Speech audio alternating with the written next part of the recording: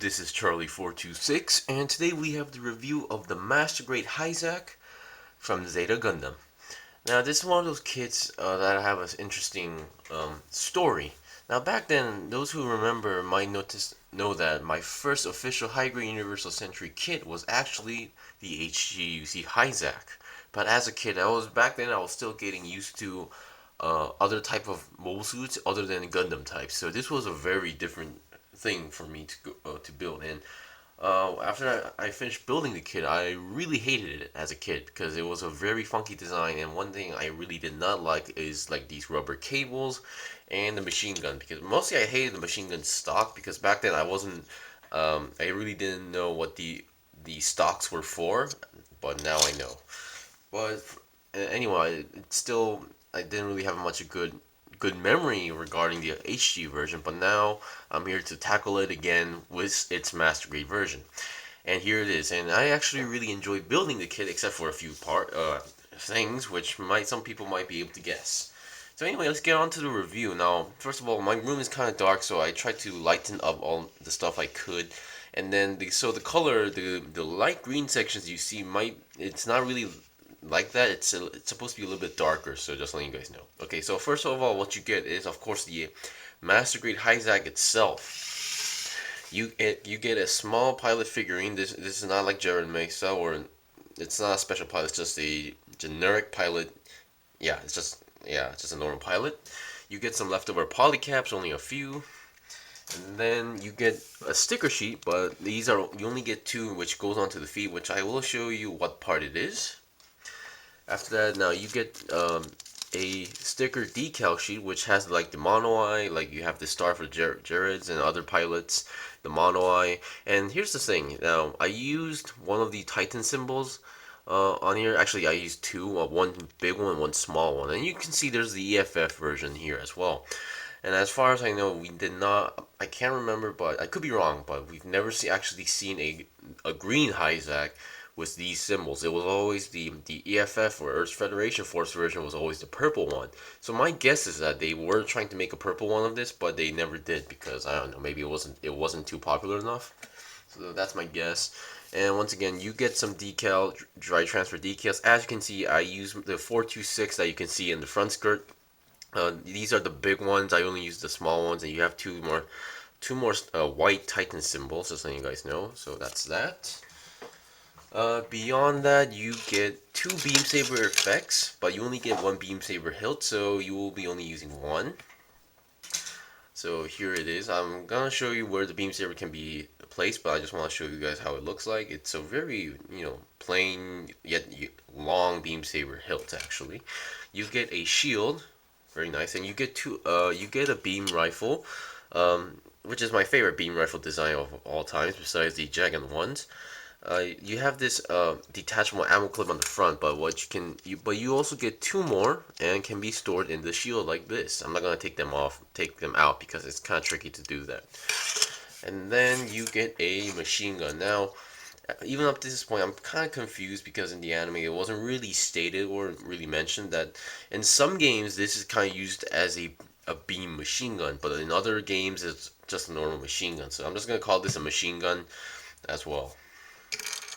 So yeah, let's get on to the review. Okay, now as you can see, the Hi-Zack has these rubber cable things going on. So this is like the main downside of the kit, in my opinion. It's not really the engineering; it's just the overall design of the kit that makes the problem. Okay, now let's get on to the review. Now, as usual, let's look at its head. The head is a very Zaku-ish head. Now, those who know about the Hi-Zack is basically a updated Hi-Zack that can use beam weapons. So some people call it it's basically a combination of a combination of a Zaku and a Gym, which is also technically true to some degree, in my opinion, because it uses beam weapons. Okay, now let's look at the head. Now the head is not like the 2.0 Zaku heads. It's okay. To be honest, I've never built the 1.0 Zaku head, so I'm not really sure. But it doesn't really have when you move the head, the eye follows. It doesn't have that gimmick. And as you can see, it has these yellow cables, which pipes. I mean, which it was really annoying to do. Now the head can go down that much, up that much, and then 360 should be not possible, yeah, because the head is long and it gets hindered by the backpack. And you are technically able to move the mono eye. You have to lift this up, and then um, you have this part right here. You need some sort of screwdriver, and if you move it, you can move the eyes as well. Just letting you guys know. I'm not gonna move it because I usually tend to leave it on the middle. And yeah, okay, there we go. Okay, well, yeah. About these kind of old kids is that sometimes once you open something, they don't tend to go back in, and I'm having that issue right now on the head. Also, I'm supposed to use a sticker for the mono eye, but I really don't like using those pink stickers, so I decided to color the clear piece mono eye into a red. You know, just colored it in red, and it turned out pretty well in my opinion. Okay, now for the body. There's nothing too much going on to the body. These yellow vents are separate pieces, but this one, the left side was like keep popping out, so I had to glue it on for some reason, and I used a Titan symbol here, and it's model number here, decal. Uh, the cable on the main body is also the way how this works is that they give you this rubber cable, and you have to put the pipes in on the rubber cable, which is really annoying to some degree.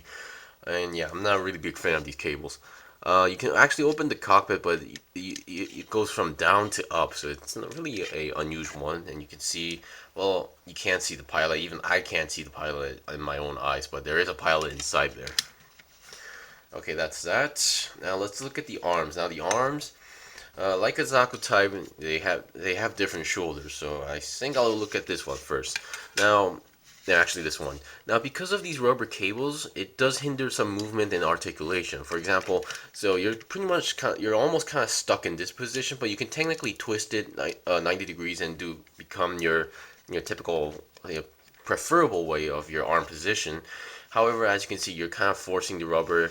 Um, so it's not really that forced, but if you keep doing this or overdoing it, you're gonna either snap it or something might happen. So the arms cannot go. You can't. They have your typical 360 twist, but you can't do that 360 twist because of these rubber cables. So you can do that. The arms, they only go 90. They only have a 90-degree bend. So that's that. And the shield, the side shield, is kind of connected to a ball joint to these shoulders. Just letting you guys know. And the hands are your typical 1.0 hands with the three fingers moving together, one trigger finger, and the individual thumb. So just letting you guys know. And the shoulder articulation. It has this has this modern HD type of articulation where you can actually move the shoulder front and back, front only, well not to the back, but yeah, I kind of find that kind of interesting.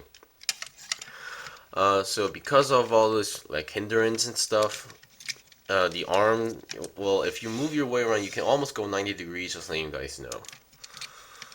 So same goes for the other arm. You can almost go 90 degrees, but because of the shoulder armor, the way how it's connected, it's kind of tricky. And you have this flop that can move, so it doesn't hinder, but at the same time, the rubber cable does limit its movement. And sometimes when you're posing it, because of the rubber cables, the arm will try to go back to its position because of these rubbers pulling it. Okay, that's that. Now I'm gonna look at the backpack. The backpack, nothing too special, but all these thrusters have this separate red color piece, just so you guys know. And we have these flops that can actually move side to side, and then you can rotate them around like that, since they are on a like swivel system thing. So that's that. I do like the backpack of the Hi-Zack compared to the Zaku ones. Okay, now for the waist, as you can see, I use the 426, my signature number, on the front skirt. The side skirts are just one single piece, so they can move a little bit. The back skirt doesn't move at all. Okay, now the front skirts are separate pieces and ball joints. The legs do not have side swivels, but there is a swivel system going on inside the waist, so you can actually move it around like that. And then the legs can go about 90 degrees up front, and then you only get a 90 degrees bend. Just letting you guys know. And inside the knee, or inside the leg, you see these cables again. There's also one more cable, or two cables going inside the actual sai itself. Okay, that's that. Now let's look at the feet. Now the only stickers you actually use, these two stickers are the feet parts, which are these gray parts. Usually I would just color these, but at the same time these weren't really that difficult to apply, so I actually colored it. I actually used the sticker, and you have a very wide feet, so this thing does not actually have balance issues. Okay, now we saw its equipment. Now, we saw the kit itself. Now let's look at its equipment. Man, I'm having a hard time talking today. Might be the Chinese and Mongolian alcohol I had yesterday. Okay, first I want to get this over with. This is the beam rifle that it comes with. I did not expect to see this beam rifle with this master grade because I usually thought that this was mostly used by the EFF. So I was the purple Hi-Zack, but I'm glad they actually gave this. And those who own the master grade Marsai might be asking, is this the exact same beam rifle? And the answer is no. Here is the master grade Marsai beam rifle. So you can say this is the 2.0 of this one. As you can see the difference in color, length, and movement. The handle here does not move, but the Marsai ones does move like that, and has actually a clear piece on the top. This one does not. It actually has this molded in piece thing. So yeah, and the ammo clip kind of tends to fall off a little bit easily. Okay, now into the technical part. The Hi-Zack, which this is another technical aspect I even up to this day I do not understand. Some mobile suits are capable of using beam weapons. Some mobile suits are not. And here's the thing, I don't know what you mean by that, because these beam weapons are not exactly connected to the mobile suit itself, like with a power line. Because if you read stuff, they say like the mobile suit is not able to use beam weapons because its main generator is not capable of doing that. I really do not understand that. And the Hi-Zack also has that limitation where it's basically, if you use a beam rifle, you have to use the heat hawk like this. Oh yeah, I forgot that you also actually get this part. You have to use the heat hawk, but if you use the machine gun, you can now use the beam saber. So that's one thing I really do not understand. And why is this head not going back to its original position? Okay, there we go. So yeah, just letting you guys know. Here's the main shield. There's nothing too special, but I really do like it has that Federation cross on it. It can be attached to each arm. There's a hole here, and there's a peg here. You can attach it, and it has a very, very strong connection to the point where you try to take off the shield. The peg part will actually detach from the shield. And since the peg is connected to a rounded piece, you can move it around or spin it around if you wish to do so. So that's that.